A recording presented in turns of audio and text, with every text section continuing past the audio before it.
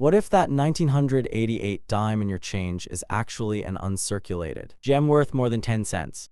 Today, we re-hunting for the most valuable 1988 Roosevelt dimes, how to spot mint MS examples, what full bands means, and how much collectors will pay.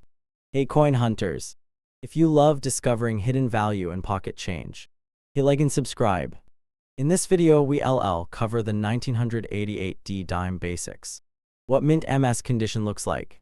Current market values for uncirculated grades. There are variety watchouts. And step-by-step tips if you want to buy/sell. For grade 1. The coin Roosevelt Dime 10 cents with the small D mint mark Denver. The 1988 D was a mass-production coin. Nearly a billion were struck at Denver, so ordinary circulated examples are extremely common. However, uncirculated mint state MS examples, especially those with the sought-after full bands, reverse designation, or rare errors, are what collectors pay for. PCGS coin facts mint state MS or uncirculated means the coin shows nowhere from circulation. Grades run MS60 lowest uncirculated. M up to MS70 perfect. For modern Roosevelt dimes, the difference between an MS60 and an MS65 or MS67 is huge in collector interest and price. PCGS and other services also track the full bands. FB attribute on the reverse FB plus a high MS grade is what commands premiums.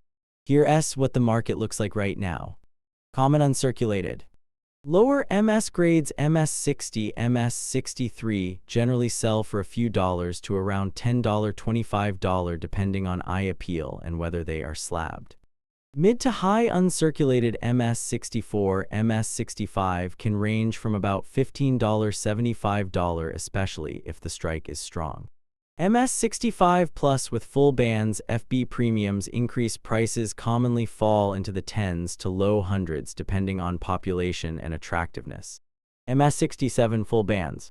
Scarce and bring the higher realized prices. Historical auction records show MS67 FB examples selling, but often for modest sums compared with classic rarities.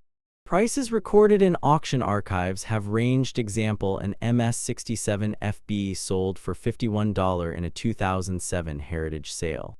Important because the 1988 D had huge mintage. Ordinary MS coins are not usually worth thousands. The real jump in value comes from high MS plus FB or significant error varieties. Marketplace listings for rare, attractive certified pieces and error coins show higher asking and realized prices. 3 things can turn a common 1988 D into something a collector will pay real money for. Top MS grade plus full bands. MS67 plus FB full bands means the horizontal bands on the torch reverse are sharply separated and fully defined. High MS plus FB is scarce for this date and will bring premiums. Striking errors. Major varieties off-center strikes. Strong doubling DDO/DDR. Clipped blanchets. Missing clad layer. And similar major errors can command hundreds or more depending on severity and market interest. eBay and auction listings often show these error coins with diverse price tags. Proof or unusual minting anomalies. Occasionally a coin intended for a different service or a proof error can surface and fetch top dollar. Rare dime errors and other dates have sold for tens or hundreds of thousands, illustrating how dramatic the value swing can be for unique mistakes.